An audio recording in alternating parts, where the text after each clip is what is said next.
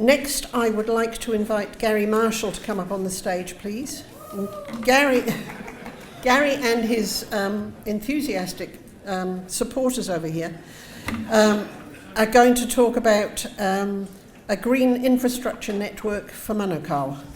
Over to you, Gary.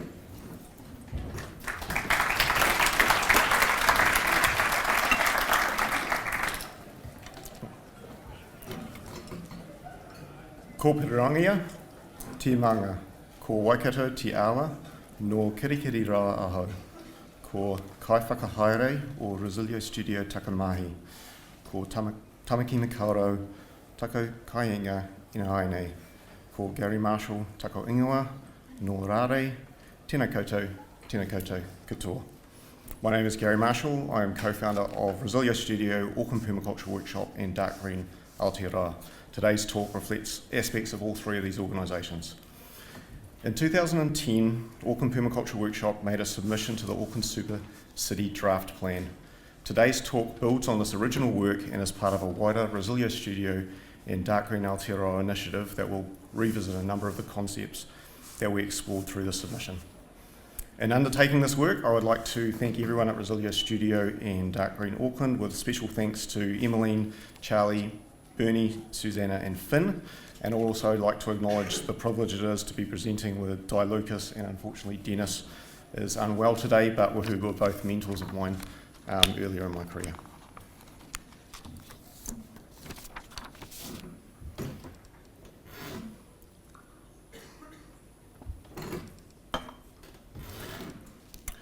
I think it is becoming increasingly clear that we are entering the age of limits, a time that is and will be defined by energy descent, economic instability, increasing inequality, a crisis of meaning with a lack of shared understanding and purpose, ecological overshoot, changing climate, and a loss of ecological health and biodiversity. I share this information with most people I know, and the typical response I get is something along the lines of, "Okay, doomer." I don't mind being called a doomer,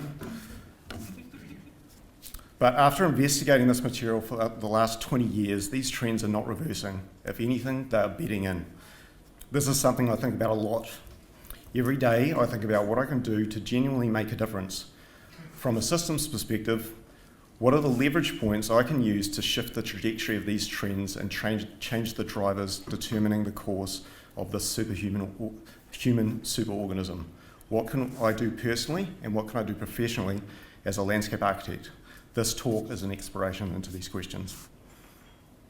A recognised tool and method available to landscape architects in helping to address the fragmentation and loss of ecosystems, a major driver in the mapping and the loss of biodiversity, is the mapping of green infrastructure networks to guide strategy, policy and land use planning, as well as helping to frame and coordinate grassroots and community initiatives. While the science and art of mapping green infrastructure networks is used internationally, and in many respects it is Landscape Architecture 101, it has not been widely applied in Aotearoa in any significant way that I'm aware of. This talk explores how green infrastructure can contribute to the ecological regeneration of Aotearoa's bioregions. It is an example of a positive whakatakataka, an action that landscape architects can take in response to the loss of ecological health and declining biodiversity. Today I'll be focusing on Te Mana Nuka Nuka or no Tura, or what is more typically called Manukau, one of Auckland's three great harbours. More specifically, I'll be focusing on the land catchment that defines and supports this harbour. A very quick overview of some of the key features.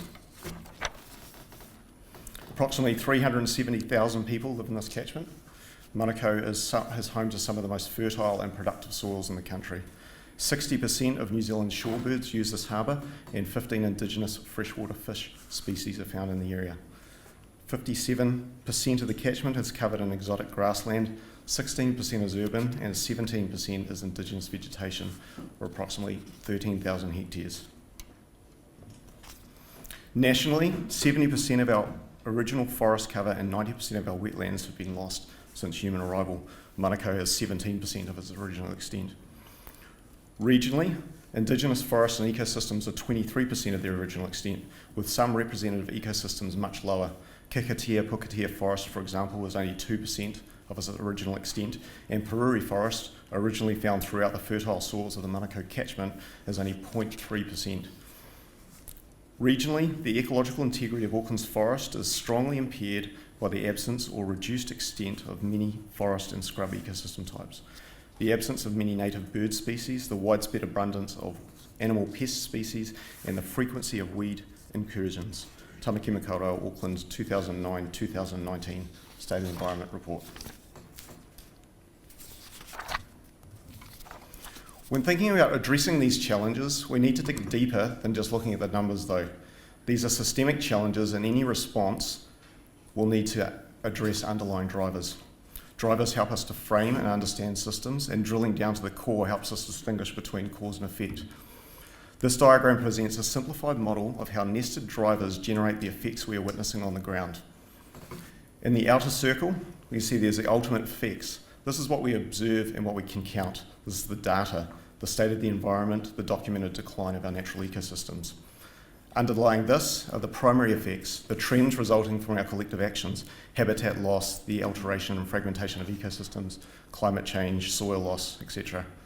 Underlying these still are the primary drivers, our behaviours and actions based on the core values and beliefs, our use and reliance on fossil carbons, consumption, population growth, urbanisation, industrial development, land use, to name a few. And even deeper still are the fundamental drivers, our core values and beliefs about ourselves and our place in the world. These are both biological and cultural. They include our evolutionary biases we all carry within us, such as our tendency to give preference to the present while discounting the future, as well as cultural myths and narratives we live by. Today's dominant and largely unacknowledged myth being the myth of progress, and the underlying assumption that we are destined to continue to improve to ad infinitum. It is tempting and much easier to try to address ultimate effects directly by setting minimum standards, providing subsidies, tax incentives to change behaviour. However, interventions that try to respond directly to data typically have very limited leverage in shifting the overall trajectory of a system. For green infrastructure mapping, this means that while we need to rely on accurate data to do the work and give it validity, the exercise needs to be part of a much broader conversation about regenerating the environment as a whole, so that we respond to underlying causes as well as the ultimate effects. From a systems perspective, we need to shift from regulating and advocating for change to influencing the mindsets and the paradigms from which these systems arise, its goals, its structures, and the rules to the game.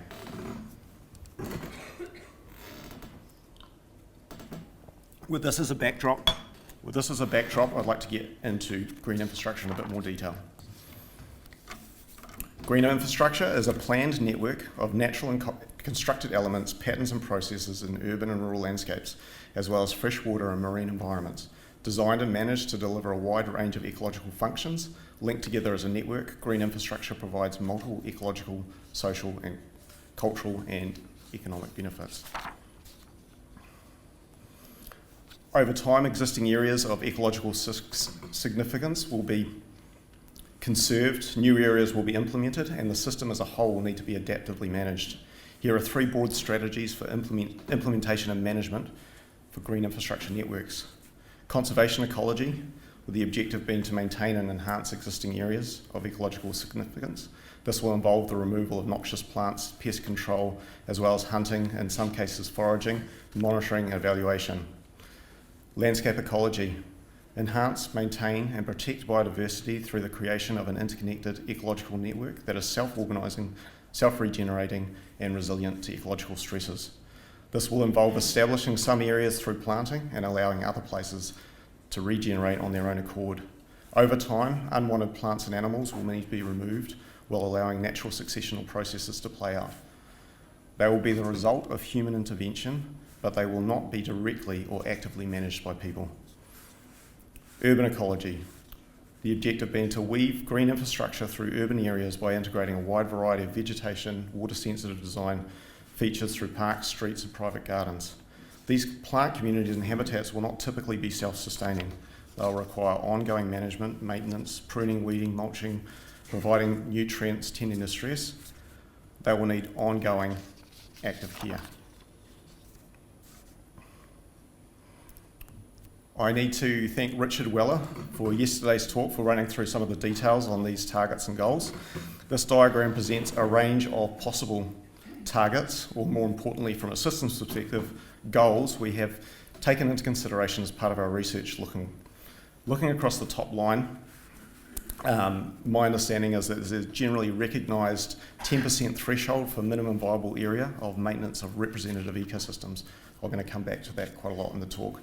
The current 2020 International Convention for Biodiversity sits at 17%, and Richard spent quite a long time unpacking that yesterday.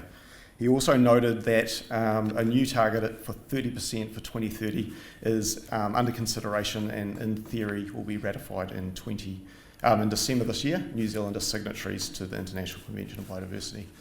And then the most ambitious project that I know of is E.O. Wilson's Half Earth project, where he calls the project half the land area and sea be put into permanent conservation to manage a sufficient area of habitat to halt the species extinction that we're witnessing today.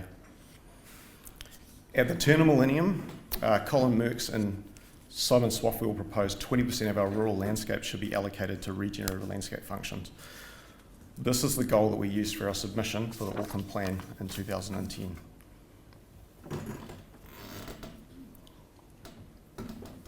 Develop a green infrastructure network to protect and maintain existing healthy ecosystems and restore historic environmental degradation. The network will be composed of indigenous and exotic species, incorporate the three key landscape elements of wetlands, waterways, erosion-prone slopes, regenerating areas of woody vegetation scrub across 20% of the catchment. Revisiting this proposal and with reference to E.O. Wilson's Half Earth project, I want now to share the green infrastructure mapping and investigations we have done to date.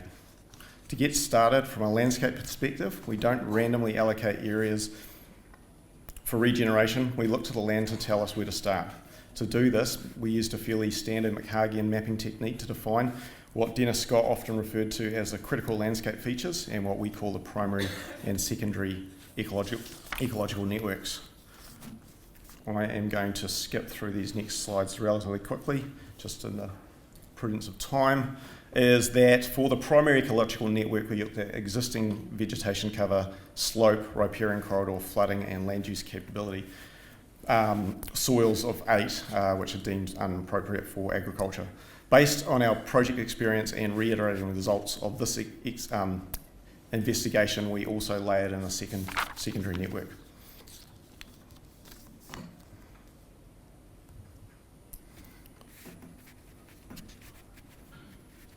Tima Nuka Nuka, or Hōtiro Manukau Harbour. So this is the Manukau Harbour with the potential ecosystems mapped.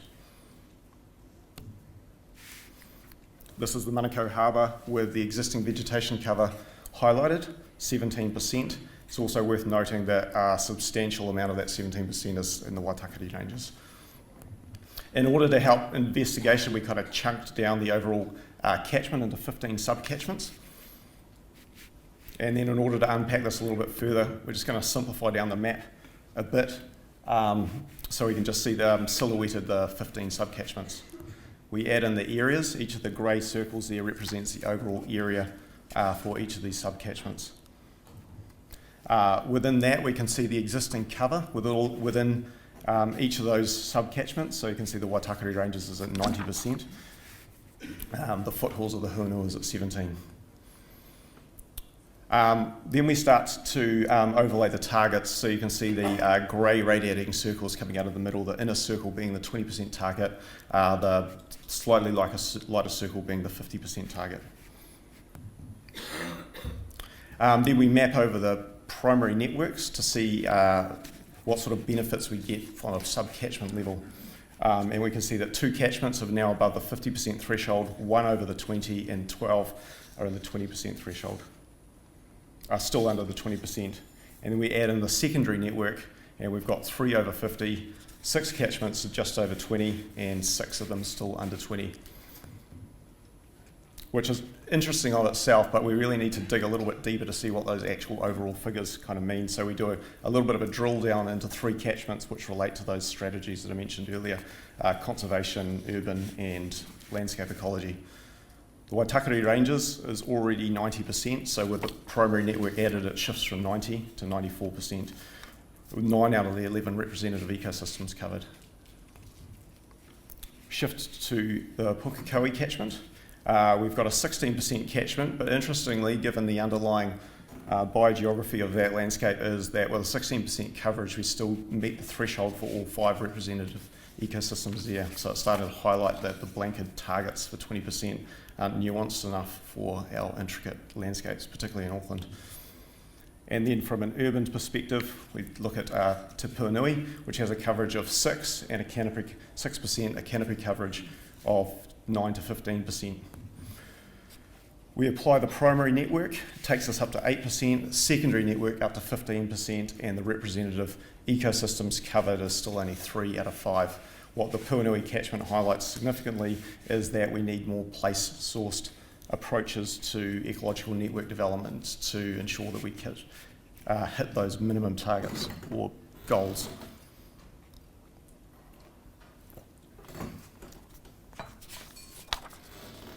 So, while not groundbreaking, a key insight to our investigation has confirmed that the 20% target across the Manukau harbour doesn't necessarily meet the goals for the protection and maintenance of represented ecosystems.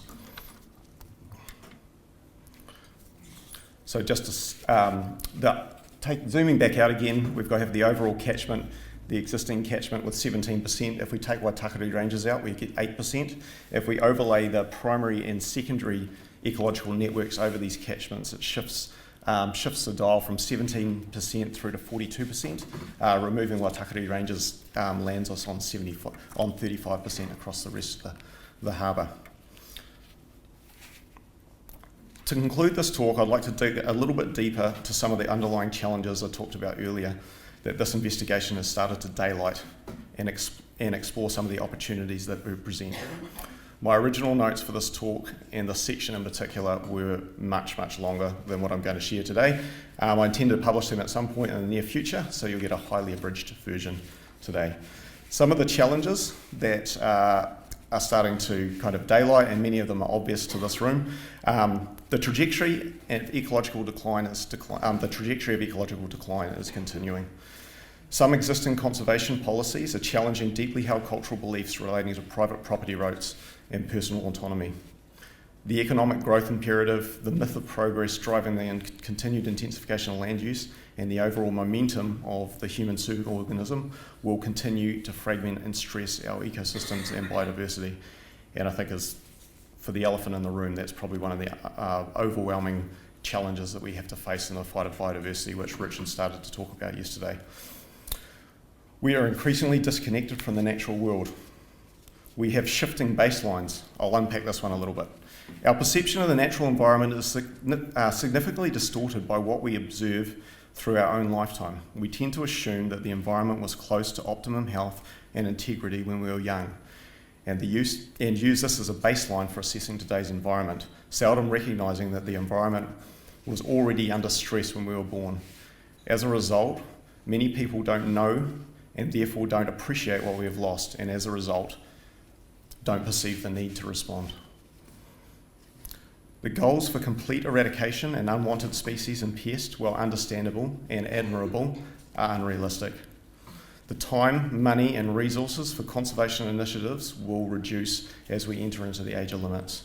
And finally, and again from a systems perspective, maybe most important to the topic of this course is this talk, is we lack a coherent vision and the shared purpose necessary to address these challenges. There is some opportunities to look forward to though. Some of the things that we do need to do is celebrate the success and the conservation and regeneration efforts that are happening to date. There's significant work being done and they are making a difference, despite some of the undertones of the talk that I'm presenting today. Landscape architects have a significant role to play in the broader dialogue and wānanga that seeks to regenerate the whenua and its people. We have the opportunity to paint and share a rich picture of what is possible with the intent to change mindsets and paradigms, shift its goals, structures, and the rules underpinning the game. We need to shift our perspective and paradigm away from nature as other, that targets a minimum viable areas to maintain ecosystem health and integrity, toward a shared vision that underpins our intent and purpose of living in place as an active and conscious part of a regenerating whole, a positive vision that responds to our fundamental cultural and biological drivers, as well as addressing ultimate outcomes. I'm not the person to articulate this vision, apart from the fact that it's not my place to speak on behalf of those that whakapapa to te mā nukunuka or te roa, or to those that live, work, play and learn there today. And also, no one really wants to be told what to do by a middle-class white dude from the city.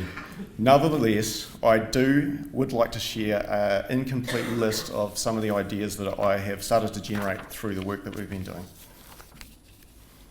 I'm just going to... Cool. Ideas for a shared vision and purpose.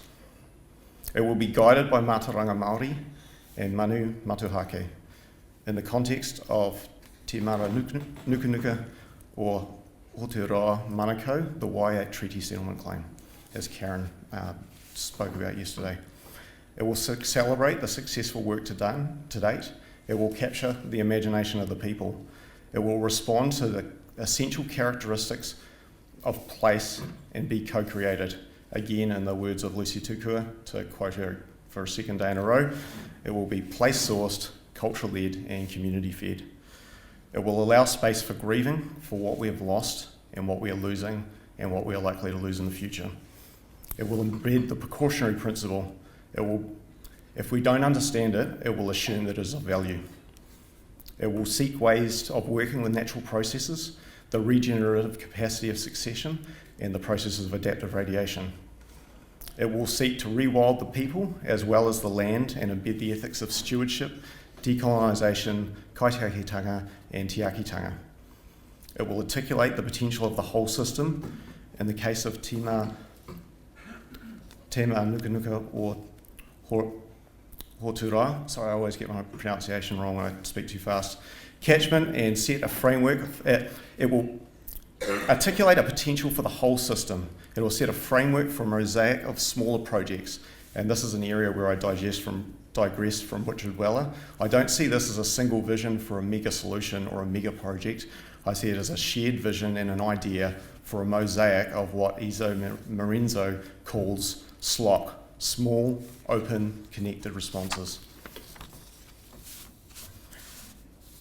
In closing, I'd like to leave you with a quote from Donella Meadows, one of the pioneers of systems thinking and a lead author of the Limits to Growth study. Visions become responsible through all sorts of processes. The best one I know is sharing it with other people who bring in their knowledge, their points of view and their visions. The more a vision is shared, the more responsible it gets and also the more ethical. As part of sharing this vision with you today, our intention is to open source our research to make it the data and the tools available that we've used to map the green infrastructure networks of Manukau with the wider Manukau community and with others, including everyone in this room who might be interested in progressing the art and science of green infrastructure mapping in Aotearoa. I invite others to contribute to this wider vision. Thank you for your time.